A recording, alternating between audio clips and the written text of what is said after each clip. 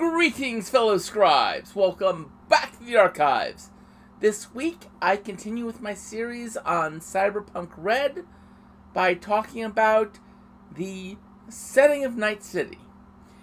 Now, I'm not going to talk about the zones of current Night City. There's plenty to talk about there. I'm going to talk about the nuts and bolts of daily life. So, sit back, relax, and enjoy as I talk about what it's like to live in the city of failed dreams. Following the Fourth Corporate War and the fall of the Arasaka Towers, Night City continues to be a place that dreams big. The old corporate zone was destroyed, pretty much, either by the nuke itself that destroyed the Arasaka Towers, or by the bulldozing that area into fill, because nothing there was, there anymore. The old city center is, first off, still slightly irradiated, and the only people that go there are the worst gangs, people who are going after the gangs, people who are desperate, or people who are digging through the rubble to find stuff that was lost. And I think that is a wonderful summary of Night City in a nutshell. The current Night City, anyway. Digging through the rubbles of what once was to hopefully build a new future. In the wake of the destruction, a lot of buildings, a lot of the temporary housing, etc., following the blast, following the Fourth Corporate War, has been replaced with, mega buildings. Buildings that are basically mini arcologies. Food places, housing, shopping, all the facilities you need in one building. And that's slowly going to be where most people live in Night City. Or at least at this time, that's what the expectation is going to be. But Night City is still Night City. And a city needs its sort of heart's blood, its services, because those are what keep cities going. So, while you have public transportation, whether it be the secured and armed maglev between the Executive Zone, Little Europe, and the Watson Development Zone, or it's the city metro or freeways, the city has its pulse, it has its moving traffic. However, you're also talking about a city that has changed. Back in the 2020s, there were 2 top-flight hospitals. And they still exist. Their lower levels tend to be flooded, and they're understaffed, underpaid, and still well-equipped, though. What's happened in the wake of the fall of the towers is, while these 2 hospitals still exist and are still there for the absolute worst situations, the medical situation throughout Night City is more smaller local clinics that are able to handle most modern situations. Not things that require any extensive hospitalization, but, medical treatment options are much better in the future. Of course, we should also mention that there are still the cryobody banks. When you have a mass disaster with lots of people dying, you need someplace to store those bodies. Well, Night City has these. It has a number of cryobody banks, i.e. places where it is putting corpses in a big freeze. More so than what you would find in a morgue. A real world morgue, that is. And they are still, to this day, 25 years later, packed with corpses from the Arasaka Towers, from the ravages of the Fourth Corporate War. And they probably will be for a very, very long time. Of course, following the data crash, there is no net like we knew it. Places that have actual net access are air-gapped between their own private servers and the larger world. What survived of NetWatch has destroyed key nodes that basically cuts Night City off from the rest of the world in an attempt to keep the data crash virus from spreading. However, in the place of the old net, there is the data pool. You can sort of think of the data pool as a combination of YouTube, Spotify, Facebook, Twitter, all of those. And it exists for the sharing and dissemination of information. Musicians will put their music up into the data pool.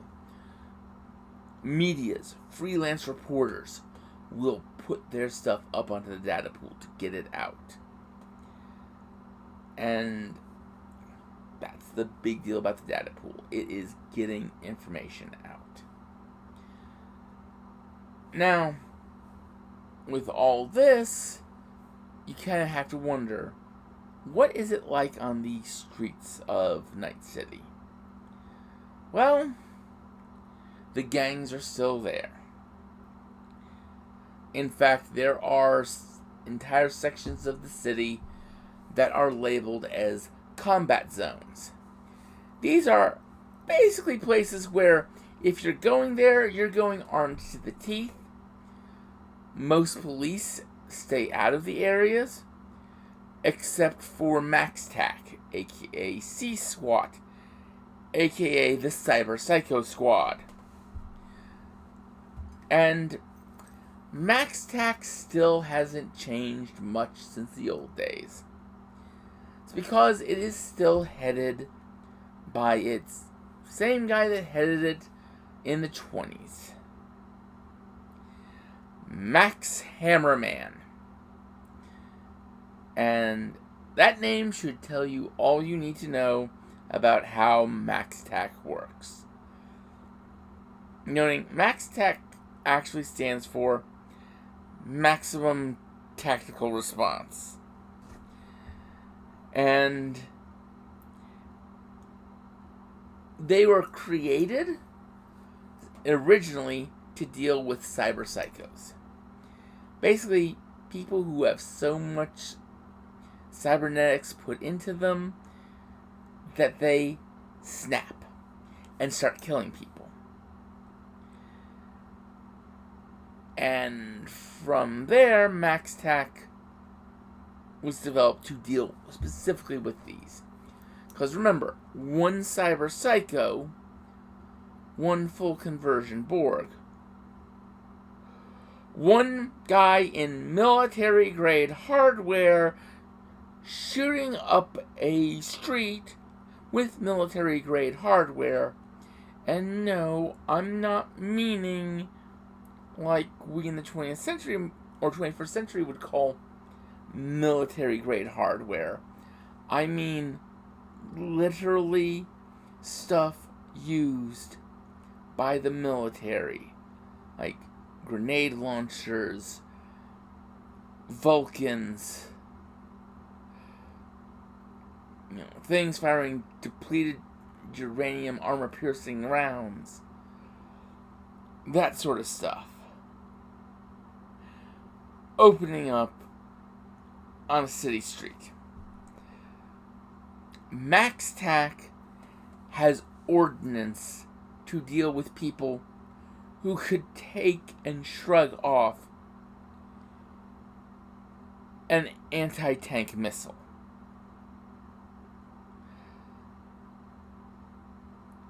And MaxTac, when they show up to a fight, they don't care who started it.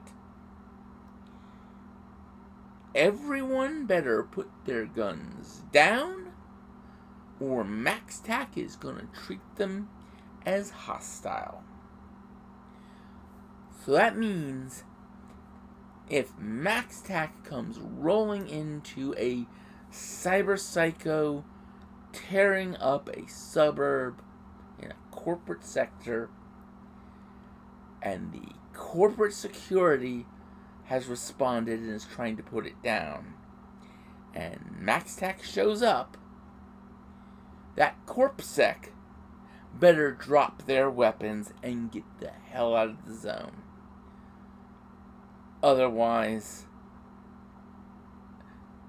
there's going to be letters written to their families.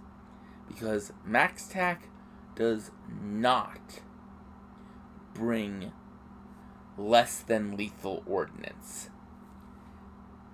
They bring maximum tactical response ordnance. Collateral damage is not something they care about. And think about that.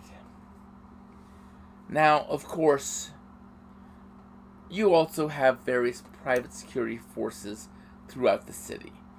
MaxTac is the sole remaining element of the old Night City Police Department. Everything is now run by privately contracted security. Whether it be the neighborhood hiring somebody, the corporation hiring somebody, the personal bodyguards of the rich and famous, or suburbs hiring solos, i.e. mercenaries, to act as police around the city. So, yeah. Or at least around their neighborhood. And anyone arrested by all these other groups go to the local Hall of Justice or security facility. MaxTac rarely takes prisoners. But when it does, they go to the Hall of Justice or a security facility. In probably very heavily hardened cells. Now, as I mentioned, the gangs are still a big part of Night City. They are still pretty much everywhere. You have the 6th Street Gang, which is pretty much a organized vigilante / protection racket. You have the Tiger Claws, who are a former pawn of Arasaka, but have now pretty much gone their own way in Little Japan and those environs. And then, of all the notable gangs, you have the Bozos.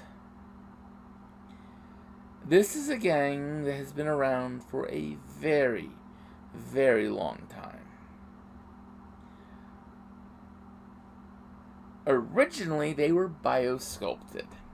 And even now, they are still biosculpted to have red hair, big red nose, and those aren't shoes that they're wearing. Those big, long feet are actually their feet. And they dress the part of the clowns that they pretend to be. However, people who live on their turf have learned if you see a group of bozos, run. See, bozos capitalize on people's greatest fears. They might do something like lurk in an apartment in the dark. They might pick victims and lock them in a small space filled with rats. They might stop an elevator midway and then fill the elevator with water.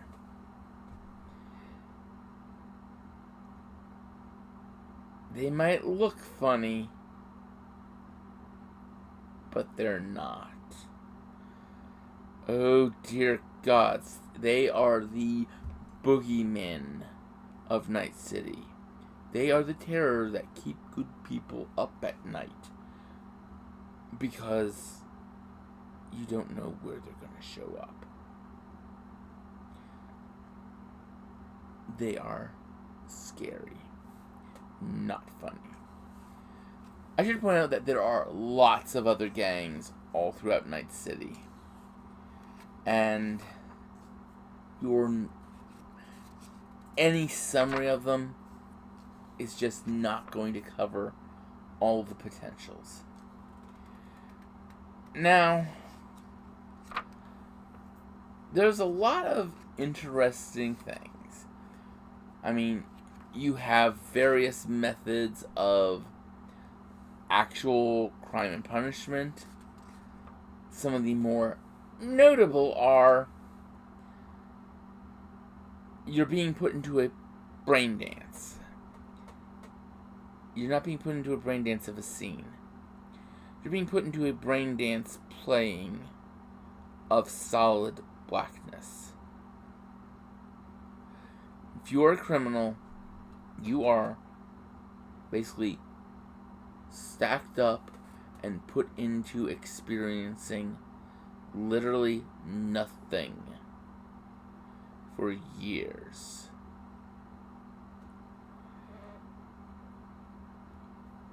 Of course, you also have personality adjustment, where combinations of brain dance, psychotherapy, etc.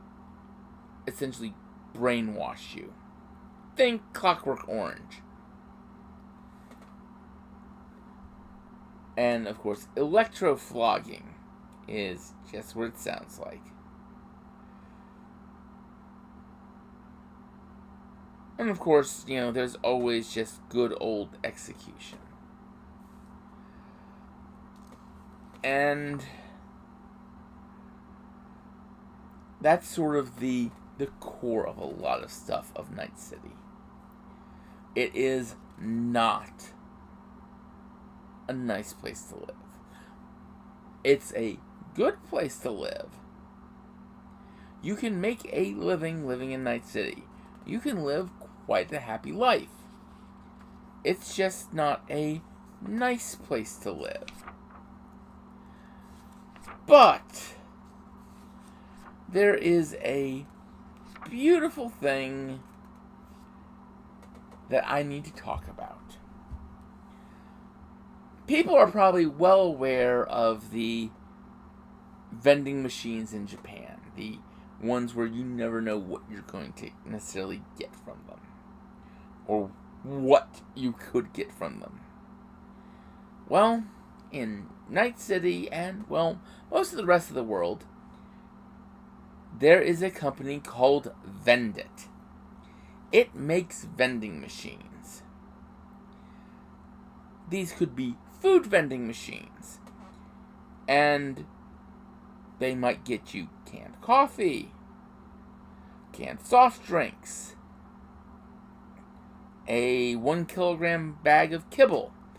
Kibble, by the way, is what they call the cheapest prepackaged food for humans. Because it looks like something your dog would eat. Of course, you can also get pizzas and hamburgers and similar such from a vending machine. You can get various personal care products. T-shirts, sex toys, umbrellas, surgical masks, floral arrangements, guns and ammo. And then, of course, there's the just plain weird options. Pet wigs, bug snacks, flying fish soup, live rhinoceros beetles. Just as some examples. Now, yes, these are kind of interesting, but what makes these so cyberpunk? Well, let's see. First, the vending machines themselves are made of hardened, reinforced slab steel. So you're not cutting them open to get inside. And then there's their anti-tamper system. A turret-mounted flamethrower. Yes, try and sabotage or get inside one of these and get baked. Literally. Or is it fried? But this is Night City. This is Cyberpunk. There's so much more I could talk about, but this is it in a nutshell. I could definitely do more specific videos later on, and I probably will. But with this, I am done with the setting. Next week, I'm going to start talking about the mechanics and character creation. So until then, I'd like you all to remember to have fun and keep gaming.